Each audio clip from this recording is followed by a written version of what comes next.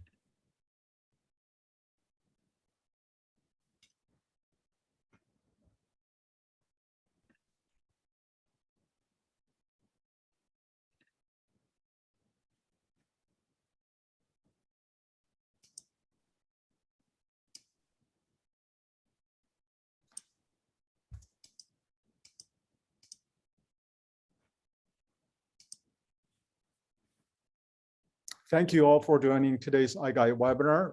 We are still having folks joining as I'm speaking, so maybe another minute we'll get going.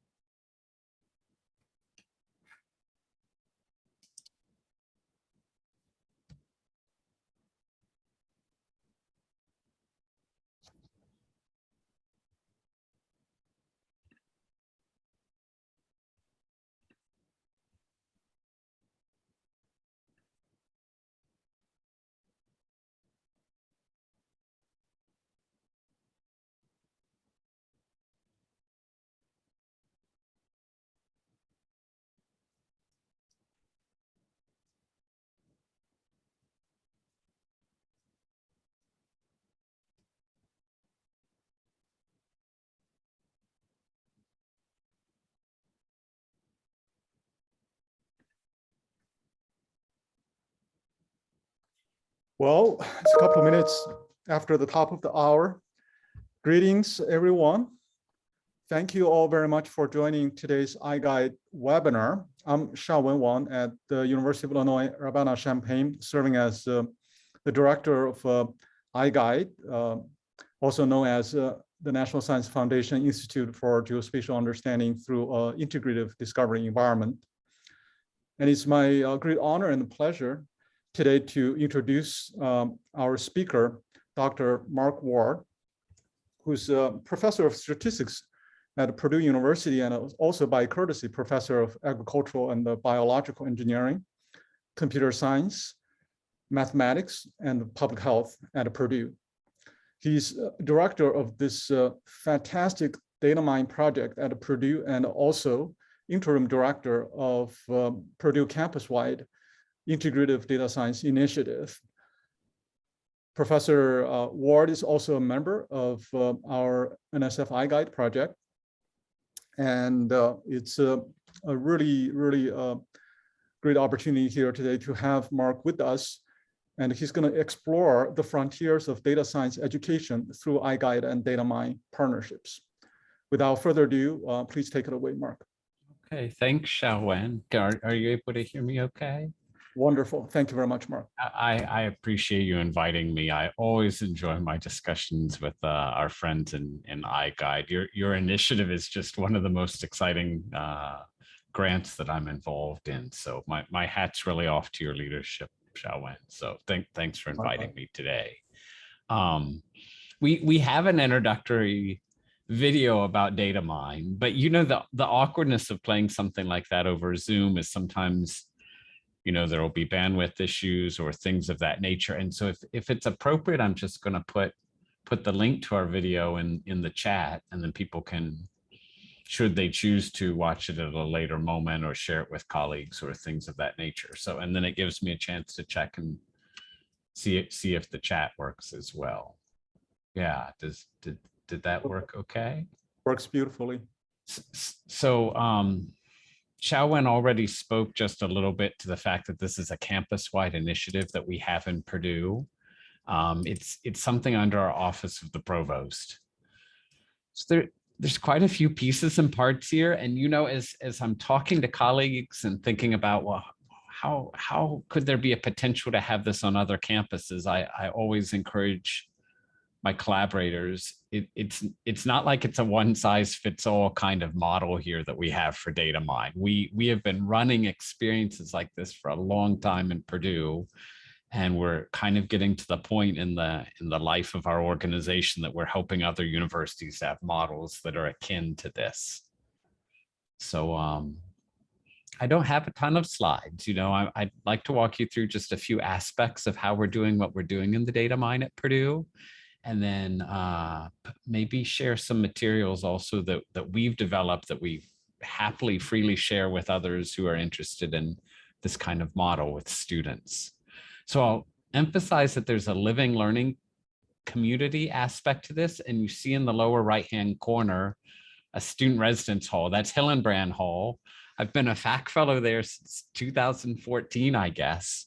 And there's about 800 students who live in that residence hall, all undergraduates.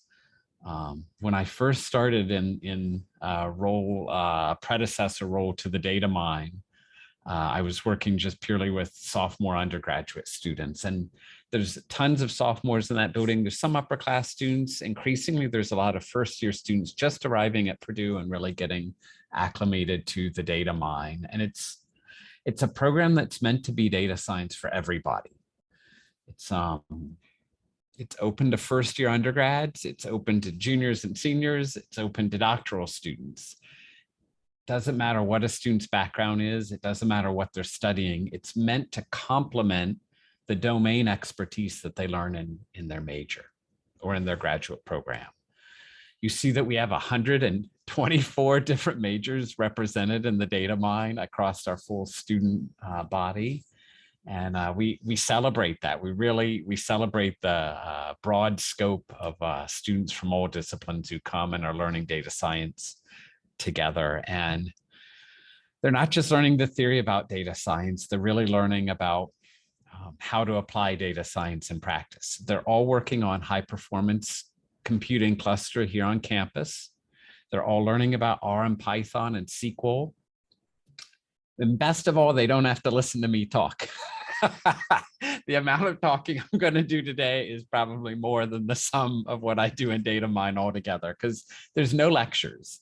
It's all meant to be project oriented. So the students have projects throughout the academic year, one project every week. So, you know, they're going to do on the order of 30 projects by the time the academic year has gone by. In addition to that, we have academic partnerships with departments all over our campus who want to infuse data science into their curriculum. And they don't want to have to build everything from scratch. They don't want to reinvent the wheel. So they can leverage the material that we offer in our projects in data mine and then create courses on top of that. Departments and faculty can have research experiences that build on the data mine material as well. And then in addition to that, a big arm of data mine is our corporate partners program. Xiaowen alluded to that in passing. It's sort of become the largest part of what we do in the data mine, just because the students seem to really gravitate to it. Yeah, we're fortunate to have 47 different corporate partners who offer a total of 60 projects this year. And that number may increase to something on the order of 100 projects for next year. We're pretty excited to see what the next academic year brings. Our program does tend to be a little more geared toward undergrads. We have about 675 undergrads this year, and on the order of 100 graduate students, and then a small army of teaching assistants and team leaders. We think we're going to nearly double next year and have somewhere on the order of 1,400 students. So that's way more information than I would typically put in one slide. But I wanted to kind of just give an overview of the breadth of what is this crazy data mine thing that we're doing at Purdue. Is it an academic initiative, a research initiative, an industry partners initiative? Is it a learning community? It's really meant to be all of these things. You know, it's a pretty comprehensive, immersive experience. In that way, it reminds me a lot of the iGuide initiative, and that it's really this learning by doing blend of data science expertise and domain expertise. I think that's why I get along so well with our friends in the iGuide. So if I understand, I think Tony said we may not see questions in the chat, but you may ask questions as you go along. I don't want this to be Mark sitting and speaking for an hour. So, you know, I'm going to try and kind of pause at some intervals and see if there's questions as we go. Yeah, I would echo with Mark. Encourage you to type your questions into the Q&A section or box. And Mark is a very powerful parallel computer. He should be able to process your questions as he will continue to speak. So you got a question, actually. Are there summer courses? You know, there's a few things we do in summer. Some of our partners actually want to work the whole academic year on larger projects that they don't want to ramp down when April comes along. And so we'll keep the projects going the whole academic year, especially the whole calendar year, especially our projects that we run as sponsored research contracts. You know, those do tend to run in a more consulting type fashion, even in the summer. We offer programs for high school students on campus in the summertime. And admittedly, we spend a ton of time in the summer really ramping up for new partnerships for the next academic year. So most of our activities are August through April, so that we don't get in the way of student internships, and we give students kind of that freedom of research and corporate experiences in the summer that complement the data mine.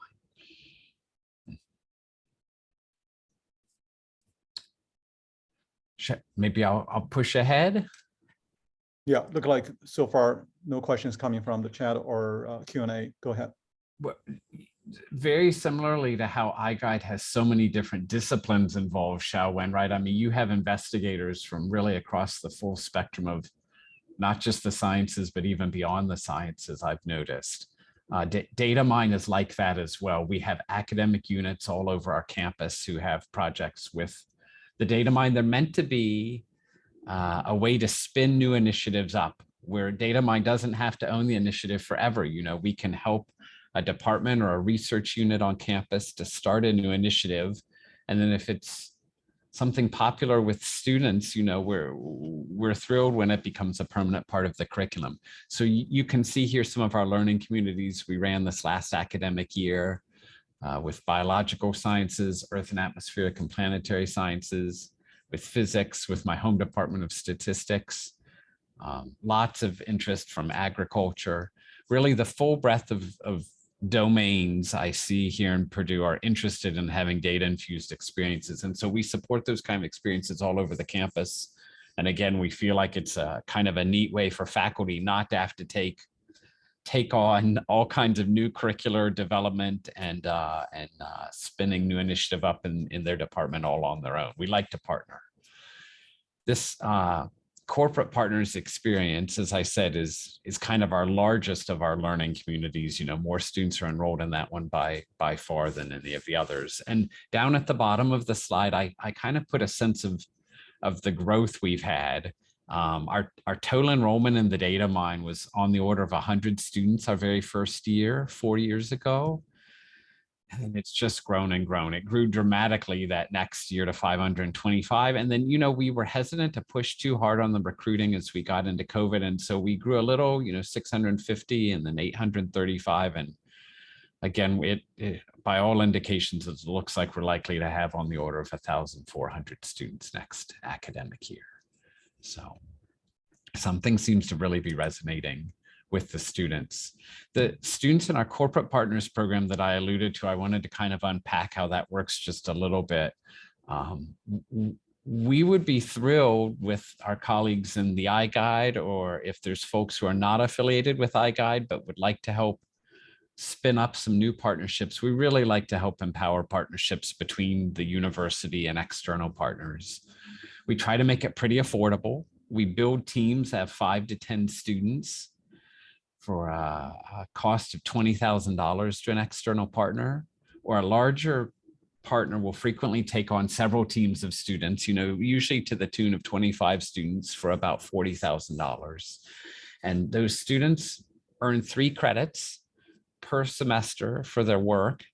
We actually use the funding, we put it right back into the student experience and pay for a teaching assistant for every 5 to 10 students we have involved in data mine, and then a portion of a data scientist time as well, so that there's really those layers of mentoring to support the students as they're learning and working. And on top of those experiences that have credit-bearing work for the students, we have some sponsored research contracts. We've worked with Cummins for several years on a broad variety of projects. A small company called GrowMaster in the agricultural domain in Omaha, Nebraska, and we have an ongoing partnership with Sandia National Labs. Lots of Sandians interact with Purdue, even to the extent that we joke that Purdue is a Sandia East, to some extent, because there's just so much collaborative activity with Sandia. The corporate partners program has grown alongside the growth of the data mine. You see that it has grown in kind of leaps and bounds, starting with just 10 students with one partner our very first year in 2018-19. Growing quite dramatically that next year to 141 students, and then doubling again to 310 the year after. We think we're going to see almost another doubling of the students in our corporate partners to about 700 undergraduate students next year. That's our prediction. And we decided to start taking graduate students actually just as COVID was ramping up. We realized that graduate students also really want these research experiences with partners beyond the walls of the academy. And so we've had about 100 students at the graduate level the last couple of years, and predict about 150 next academic year.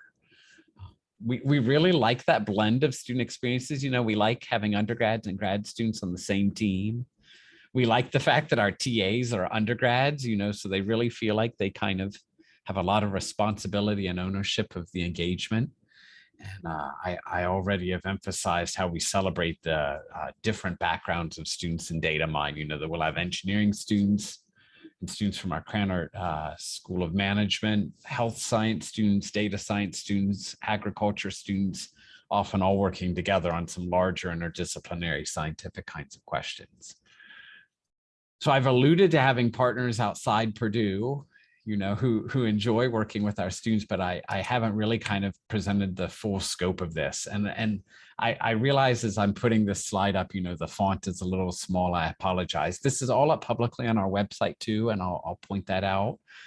We've got a picture of students that visiting the Ford plant up in Michigan there, and down in Indianapolis at the Rolls-Royce facility. This is about half of our partners this year, and you see that they range across all kinds of disciplines and areas of application: health sciences, digital agriculture, transportation, supply chain questions, manufacturing, that just about any area you can think of. These students are a hot commodity. The companies really love to attract the talent of the students and enable them to see in an early point in their career, how does a company like Merck apply the data sciences in practice? How is data science used at IU Health? How is Cummins using data science to drive innovation? So that working with the students over the course of 9 months, we firmly believe our partners get to know the students way better than they would during an 8-week or 10-week or even 12-week summer internship. It's really a great opportunity for students to build relationships with their mentors in the industry. So I see June's raising a hand, and maybe I just pause for a moment here. Maybe there's some questions or comments. Yeah, I think in the chat box, there's a question. Are you able to read the question in the chat box, Mark? See a question from Laureen. It says, how much of the focus of these learning community projects has a dimension of spatial data analysis to it? And how do you bring students up to speed so they can work together on equal footing on a project? Well, Laureen, for your first question, there tons of these projects have spatial components. You know, the students love it when they can be in data mine for a week or two, and not just draw maps, not just render maps, but be able to visually display information, especially spatial or temporal information. I feel like that ability to have deliverables right off the bat, knowing just a few lines of Python or R and being able to immediately visualize data is one of the really powerful things about data mine. You know, we give them several gigabytes of data they may never see with their eyeball, and they do some summary statistics and they make some geospatial visualizations. And I think that's one of the powerful aspects of data mine, is that immediate translation from large data into some modeling and results. Your second question, Laureen, about how do students manage to be on equal footing? I think the students complement each other. You know, we recognize a lot of the students don't have a background in data science. They may have never worked with Python before or with R, or never been on a high performance computing cluster. We welcome that. We really like when there's students with a breadth of experiences and they help each other, and they each have excitement about the things that they bring to the table, expertise on certain aspects of the problem, and then they complement each other. They help each other. They reinforce each other's learning. So you asked, how do they get on equal footing? And I'm not sure they ever get on equal footing, but I think that they do all learn and grow very much together. And that's kind of the model that we celebrate at Data Mine. So. Mark, there are also a couple of questions coming through the Q&A. Great. I think those are mostly on the corporate partnerships side that you highlighted. Okay. I don't know that I can see the Q&A, so you may. Okay, I'll read it for you. I can see the chat, but I don't think I can see the Q&A. Okay, so the first question there is from someone not showing up the name, but the question is pretty brief. That is, how are the corporate funding spent? Oh, and here, as I've said, I can't see it, Xiaowen. I see at the top of my screen. I'm so sorry. I see the Q&A now. I apologize. Oh, no worries. Okay, so yeah, anonymous attendee says, how the corporate funding is spent. It's meant to be really cost effective. As I said, $20,000 for 5 to 10 students. I could go back to that. $40,000 for a larger team of 25 students, which usually turns into 2 or 3 teams. We always pay for a TA for every 5 to 10 students. And we're all self-funded in data mine. So we have several data scientists on staff, and they will cover several of the engagements that they have expertise with. Maybe we have someone who has expertise in natural language processing, another one with geospatial analysis expertise, and another one who does predictive analytics. And so we tend to have our team split up among the projects according to their expertise, and therefore we split our time that way as well, so that we actually we invest the funding immediately back into the projects with our partners. And June is asking a somewhat related question here. I think, how do you attract corporate partnerships? June, you see that they're so broad. We do have an Office of Industry Partnerships here on campus, and they admittedly bring us a lot of relationships, and we're very good friends with them. As soon as I get off here at 4 p.m. Eastern, I'm going to go visit them. They were literally texting me here while we were talking. I talk with them a lot. I'm very close with them, and I worry many research campuses have a whole team dedicated to industry partnerships, and sometimes very few faculty are aware of that team, or even if they know about the team, they kind of feel like, oh, that's something that's not for me. We try to really involve faculty pretty closely in the partnership, so that a company can come and say, oh, you have expertise in this technique, this methodology, you have tools on campus, you have different equipment that we want to leverage, or, faculty we want to work with. And data mine's often a catalyst for engagements like that. It is the case now that since we have so many partnerships, that our alum bring us partnerships that don't come through the Office of Industry Partners.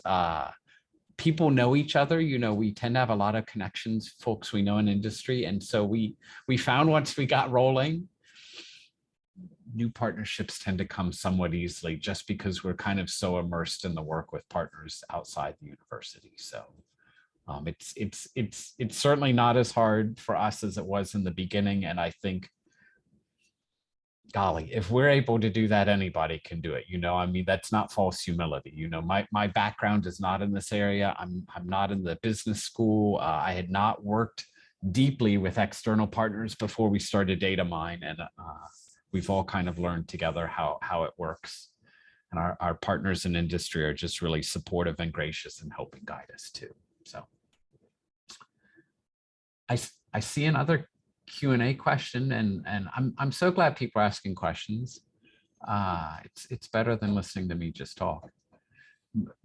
Michael says, what kind of course background do undergrads have before getting involved with your projects? Michael, you're really not going to believe it. I mentioned it in passing, but we actually don't insist that students have a background in the data sciences. We'll welcome a student from the health sciences who's never worked with a gigabyte of data, but they're excited about it. They know that if they want to work at an IU Health or an FSSA, that it's going to benefit them in their career. And we make our projects scaled in how difficult they are. The first year of students in DataMine, they're doing our projects, they're meant to be introductory. And if they stay in DataMine a second year, we have some more intermediate projects. And then a third year, they could have some more advanced projects. And we want them to grow as their experience working with industry partners or with research faculty on campus grows, and everything kind of builds organically. That's sort of our style. So, yeah. Let's see. So Michael's asking a follow-on question. Do students need to come in with some kind of domain knowledge? Well, it kind of depends who you ask. So I will posit that a first-year undergrad has their own domain knowledge. A first-year student in ECE will often know more about ECE than old Dr. Ward does. Students have their own backgrounds that they bring even their first undergraduate year on campus. They have their passions for their profession and the domain they want to grow into. And we trust our students a lot. We look to them for the expertise they do bring, and then we try to fold in faculty and partners who will help grow that expertise. So it's not like you must have a ton of agricultural experience to get on the John Deere team, or a ton of experience in the manufacturing domain or supply chains to work with Ford. It's more like, in the long run, my heart is set on working in the transportation domain. I think I have an affinity for this project and some experience there, and I want to grow. So, yeah. All of this sounds very naive and kind of organic, but it's just our approach. It's our attitude. Another anonymous attendee, perhaps the same anonymous attendee, is asking, what if another school wanted to launch their own smaller scale version of DataMine? How do you recommend to go about it? What would you do differently if you were starting over? We actually have universities visit us all the time. We had a large delegation. I think I can say here, I think they've made this publicly known. Youngstown State brought over a ton of folks, including the president of the research foundation, a state senator, several C-suite people from industry.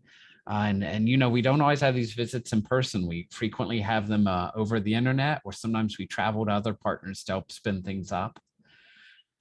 My main advice, anonymous attendee, is you don't have to do everything at once. If there's folks on your campus from biology who want to have an omics-oriented learning community and it's pretty data intensive, you start there. If you have a partner of the university who's willing to take some of these students on as interns, but they want to ramp up during the academic year, you start there. Wherever there's faculty expertise or excitement from alumni or partners, it's a good starting point, and you just build and build as you go along. we're to the point in our data mine organization in Purdue that we will support anybody anywhere around the country. I'm going to mention a couple initiatives by which we're helping other universities all over the United States spin up data mine models. And I'd love to have a follow-on discussion. You know, we would really lend the strength of our team to genuinely support whatever you'd like to do. So please don't stay anonymous and just feel welcome to send me an email afterwards, and we'll have a follow-up. So, okay, I'm going to push ahead just a little bit here. This is one page of corporate partners, but it's not the only page. There's the second whole page of corporate partners. And one thing I like about this slide is on the left, you see the students. They're sitting in the dining court of this building, Hillenbrand Hall, that I mentioned, where many of them, not all of them, but many hundreds of them live. And they come downstairs to the dining court and they sit and work, and they have their laptops out, but they're not actually working on their laptops. R and Python and SQL and such, and all the data we give them are not actually on their machines. They're connecting to the high performance compute cluster on campus.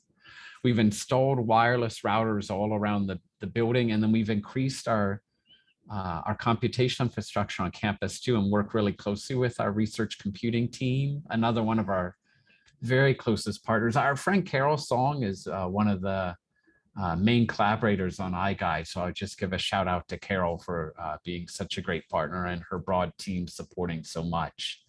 And then you also see another couple dozen of our partners here: National Labs, aerospace, transportation, you know, some internal partners on campus as well. So let's see. There's another question before that. I'm going to turn attention in a moment here to kind of helping support some partners beyond Purdue. But Lorraine's got a question about what about lessons learned and advice to get started with this type of interdisciplinary effort to the other participants.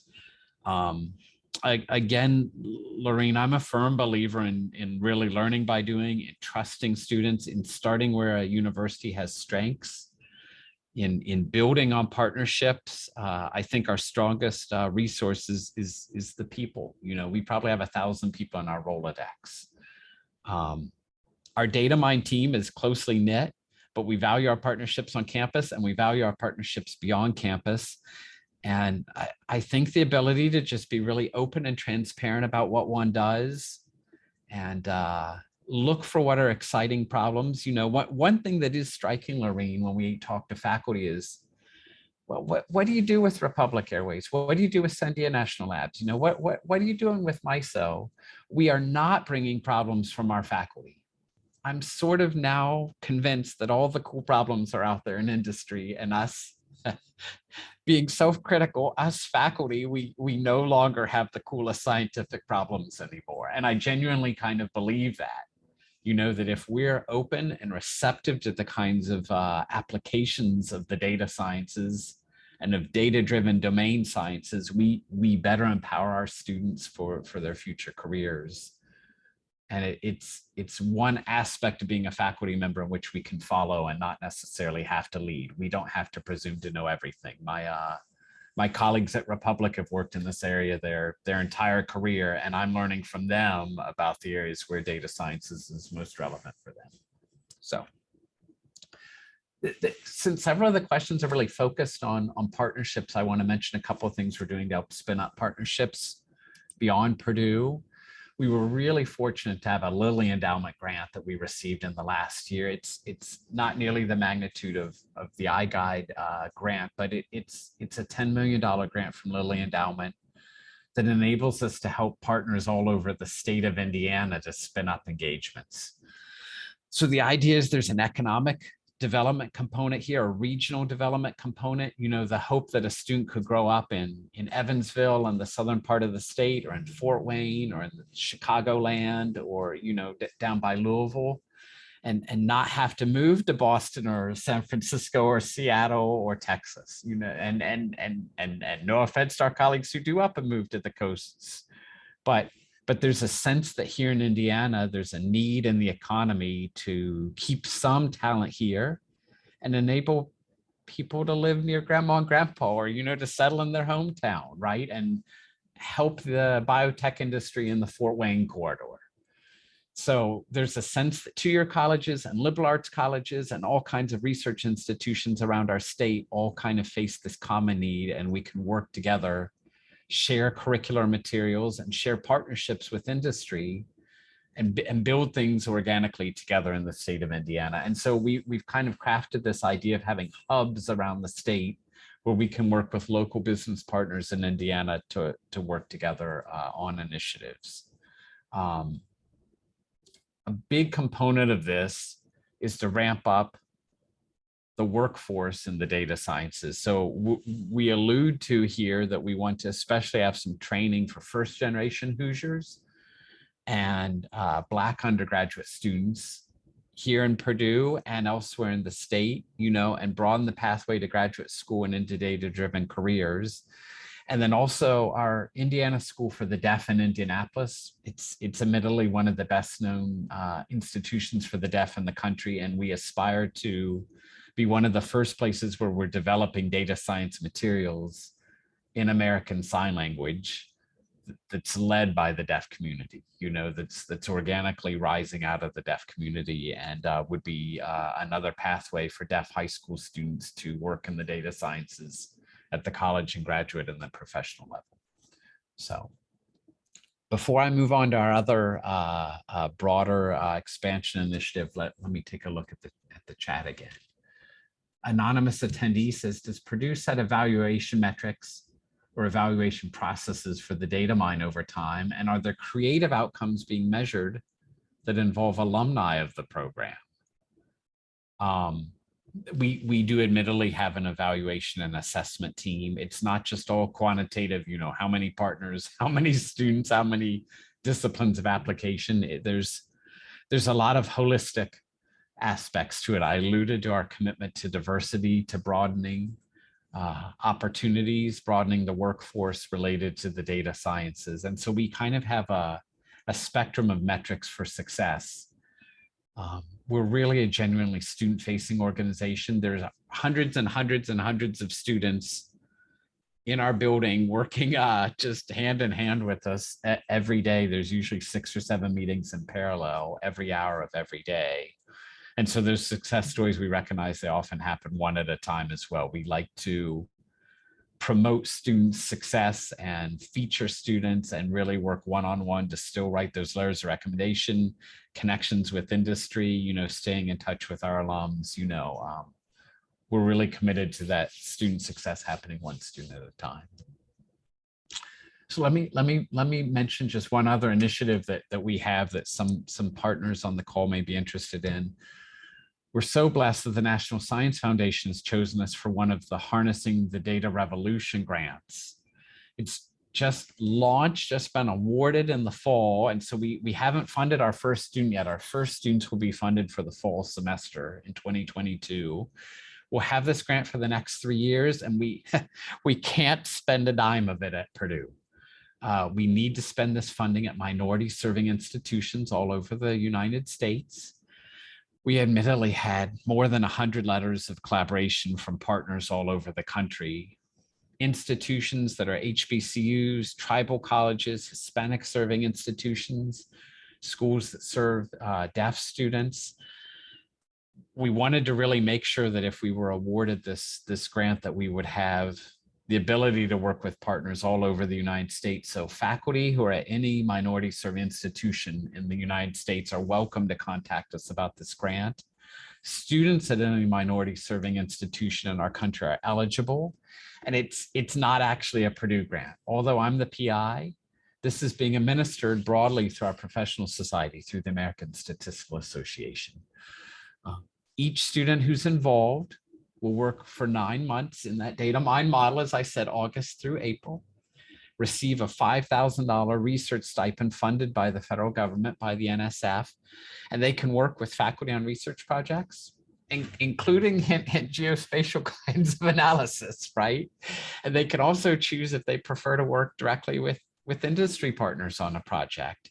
They also will use high performance computing for all of their experiences, and we accept students from any sector the university, from any sector of industry, for their professional aspirations. They can have backgrounds in any area. It's very broad the way the data mine tends to be. I realize that's about 2/3 of our time, and I have a couple resources I'd like to share, but maybe it's a good opportunity to pause one more time for questions or feedback.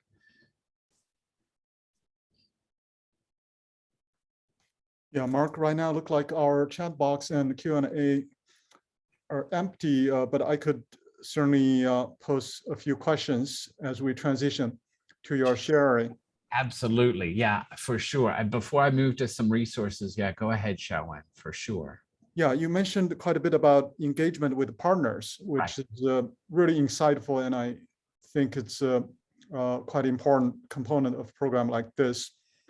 I was also wondering about your engagement with the students. Of course, students are attracted to solving real world problems, and of course, data is nowadays very central to all kinds of domains. Right. But if you could share maybe also some processes for you to link up with the students, discover students who could benefit from this program, that would be quite lovely.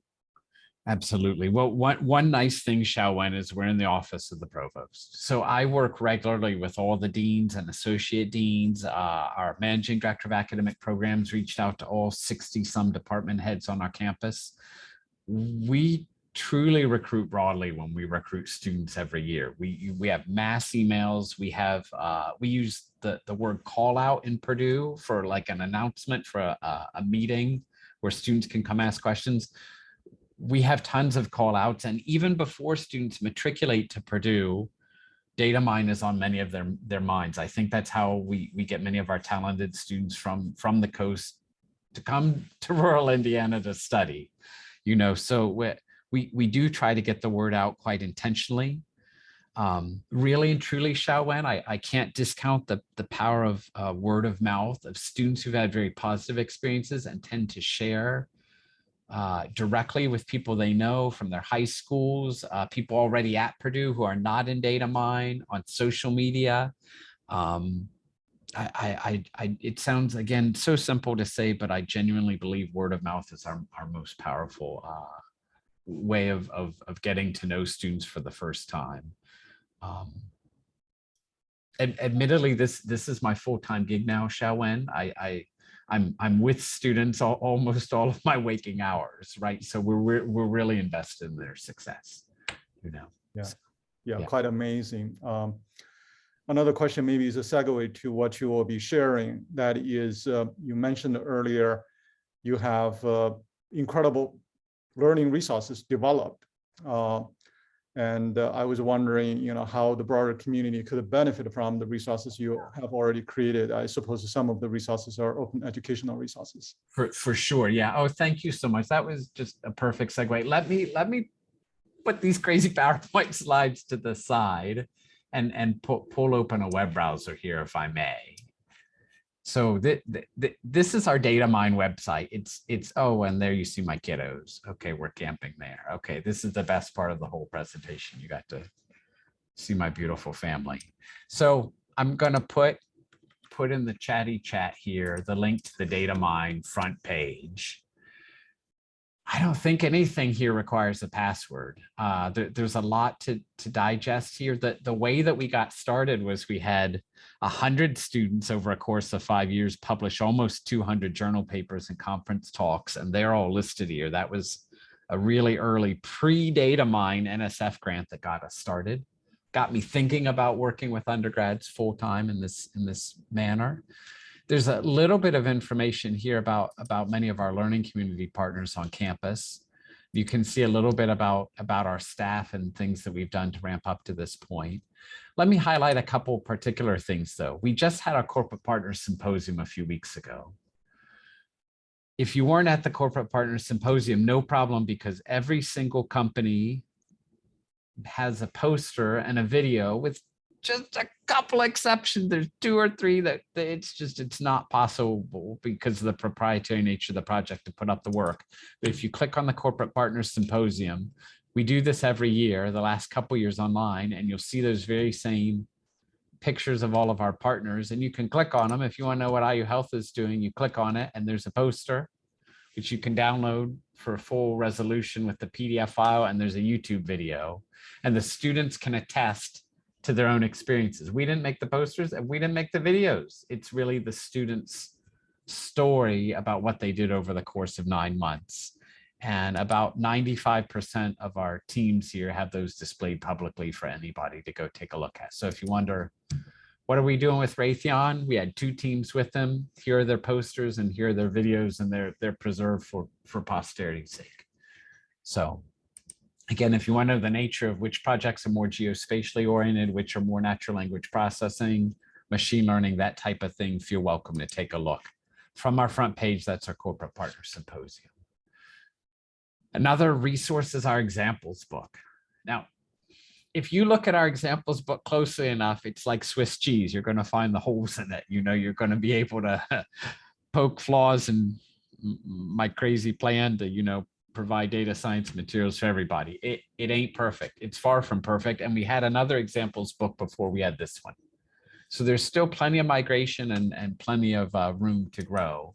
But there are about 1,000 pages of material here, many of which have videos to accompany the material. And there's material in Unix, SQL, R, and Python.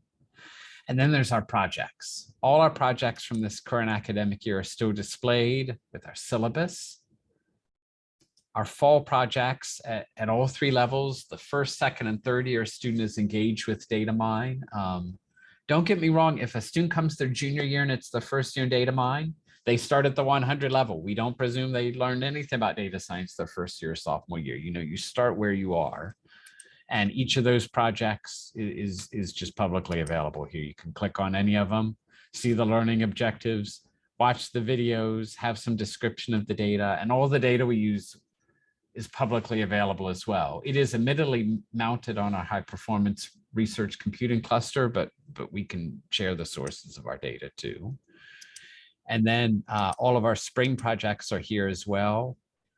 In the fall, we tend to focus on R, and in the spring, we tend to focus on Python. And feel welcome to just kind of take a gander at kind of the breadth of projects that we use with students.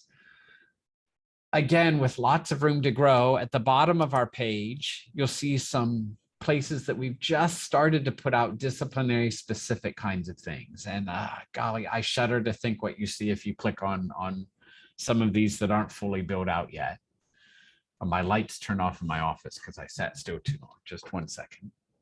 I have to move around or the lights turn off on me. So if I click on the corporate partners pages here devoted to the data mine, it gives a sense of how we built some of these partnerships. In particular, if you click on the registration and the corporate partners projects, it'll show you who we're going to partner with next year. We have all of our available projects for the next year up on the web. And I think you can see the descriptions. We try and make it easy for a company to work with us. We only ask them to give us 2 slides. Now, surely I'm going to click on one of these and it'll have 5 slides. I don't know, but it's typically 2 slides, 1 slide about the company and 1 slide about the project they want to do. Okay, this is great. I clicked on Mersix. They're a small parts manufacturer here in Indiana. We asked for 1 slide about what does the organization do. It should just be a PowerPoint. It's not a white paper. This is not a journal paper. This is like for undergraduate consumption. And then what kind of project do they want to work on with our students? So it's super easy for a partner to get started with us. Okay, they just one PowerPoint about the organization and 1 PowerPoint about what they want to work on. We also admittedly put up here a lot of guidance for our mentors. If you click on mentors and partner with us, no kidding at all, we put up our legal agreement here. We have a master research agreement that we use that kind of navigates the relationship with the entities we collaborate with. And every year, as we build on that research agreement, we have an addendum where we just define a new project and the scope of work and the data sharing agreement. And we put it up publicly for anybody to use. You can download it, redline it, customize it to fit your institution, steal from us. We welcome that. So any of these resources are meant to be be freely shareable. If you want to use the educational material I showed at the beginning, if you want to kind of catch the meaning of how are we, signing NDAs and legal agreements and setting up projects, we're an open book. We will readily share and help enable partnerships. And especially we'd celebrate if anything comes out of this discussion today, as there are partnerships affiliated with iGuide, if we can have win-win kind of projects, we would really and truly celebrate projects related to the geospatial sciences. So yeah. Xiaowen, I kind of feel like that's sort of a natural stopping point. I mean, what do you think? We have a few minutes for discussion and then I don't hold anybody right till 4 o'clock Eastern. Yeah, this is perfect, Mark. Thanks for the fantastic sharing. And we could now open the floor, I suppose, for a dialogue, as Mark, you alluded to, I think for this amazing communities you've developed and nurtured around data science. A lot of folks, I think, coming to today's webinar have similar inspirations.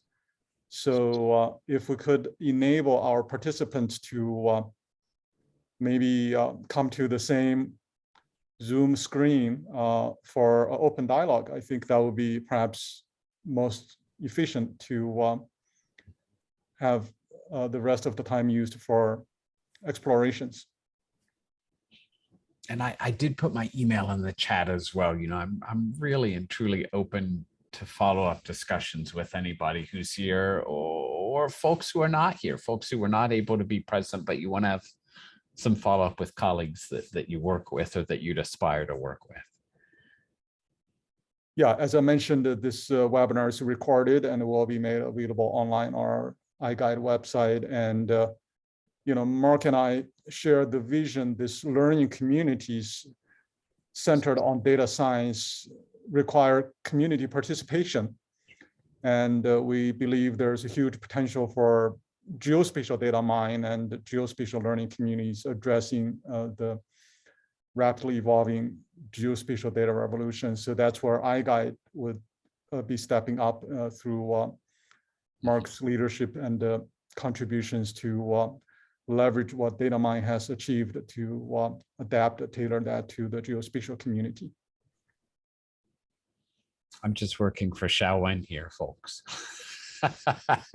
I'm a big fan of everything related to iGuide. So I do see a question in the Q&A. Do I say Regan? I hope I say that right. If I don't say that right, please forgive me. Regan wants to know, are there lessons learned regarding engaging and mentoring first generation or underserved student groups in these types of projects? My sense is, wow, there's several different ways that I could mention this. One thing I really want to emphasize, I did mention in passing how much we trust our students, how much we really push and enable and encourage and support our students to lead. Our initiative is really and truly student driven, and very little happens without the students.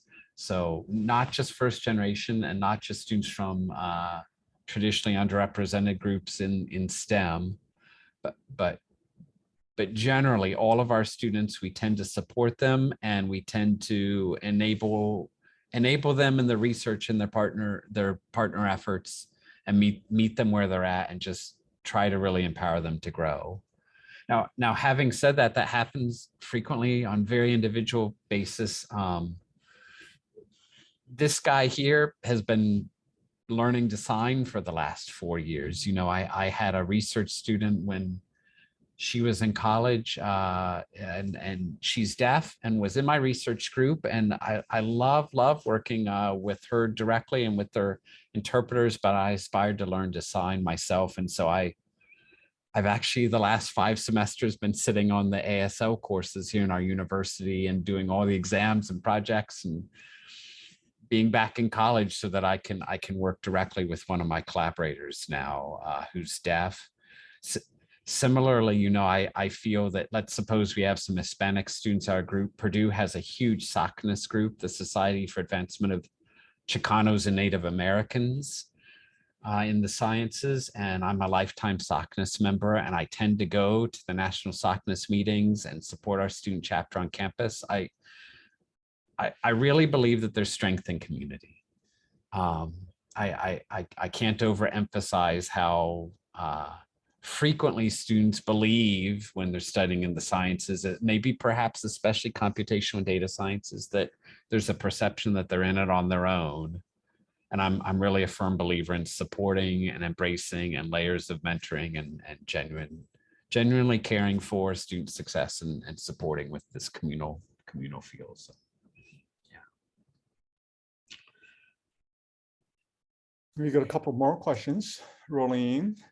Lorene, how have credits and data mine participation for multiple terms been incorporated into various degree programs? And that they certainly do. If departments want to incorporate data mine credits into their minor or major pathways, we're excited about that. The data mine credits can be used for a data science certificate on campus, but none of that comes from our organization. We trust and help and try to support units on campus who want to have data science components, but we can also have students who just are in data mine and they do it because they love it, and it enables them to have better interviews and jobs afterwards.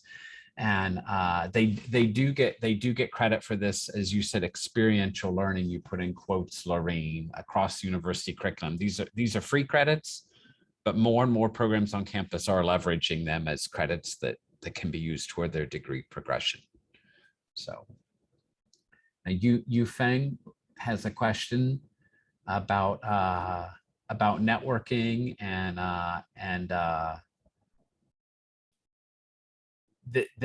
Yu Feng is interested in the potential to have some discussions afterwards with Iowa Water Resources Center, and is interested in some collaboration. So again, I'm not copying and pasting the chat, but I know this is recorded. I assume we can follow up afterwards with you, Yu Feng. Thank you. And let's see. June is asking, is this undergraduate only, or you have involved graduate students in a hierarchical learning experience? We did start involving graduate students two calendar years ago, in summer of 2020. So the pandemic came on just before term started. We actually admitted 100 students at the graduate level about 2 weeks before term. Very last minute, very organic, but recognizing that graduate students were suffering in the pandemic as well.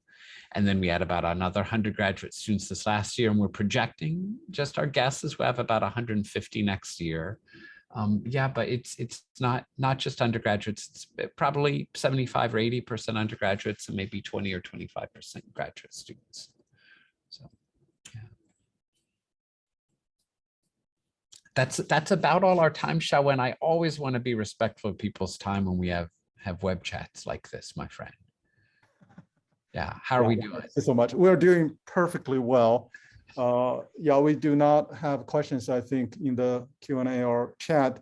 Let me just maybe ask one more question. I was thinking while you were explaining the momentum coming from the students' side. So any student activities or networking mechanisms to get students, develop their chemistry and collaborative skills. We know, data science is a very cross-cutting field, right? That's right. Well, they're all working on teams with the corporate partners, but on their research projects with faculty, they're on teams as well. And even in their departmental courses, everything is team-oriented. Beyond all the curricular and experiential aspects of data mine, there's an outside events program I haven't even mentioned, where students need to do 3 events beyond data mine and report back on it. And they so frequently go and do those together. And many of those are alumni who are visiting, companies who are visiting, things related to career pathways, and students tend to do those together, right? As they're, thinking with their friends they've had before data mine and new friends in data mine, what are they going to do next? So yeah, that's great. So you do have a social component, yeah, promoting. Oh, absolutely. Oh, there will be marriages out of data mine for sure. Well, I mean, there actually already have been, but I've many more to come, I'm sure. I trust you. That might be a evaluation metric. Thanks so much, Mark, my friend. Want to encourage also our participants to give you a round of applause, and of course, thank you very much for our participants for the questions and the comments made throughout this this webinar, and certainly many thanks to my colleagues at Illinois here, Tony Makusu and April Wendley for running the webinar so smoothly, and our iGuide managing director Anand Padmanabhan watching us do all the right things at every step. So with that, again, thanks so much, Mark. All the best for pushing data mine to even the next level. There's always the sky as a limit. People say it, but of course, look forward to our iGuide campaign, taking advantage of what data mine could offer. Thanks, Xiaowen. Thank you for inviting me today. Thank you. Very much. Thank you, Mark. Thanks. Thank you, Mark. Okay. That concludes today's webinar. Stay tuned and look forward to your future participation in our webinar series. Have a great day. Thanks, everyone. Thank you. Thank you.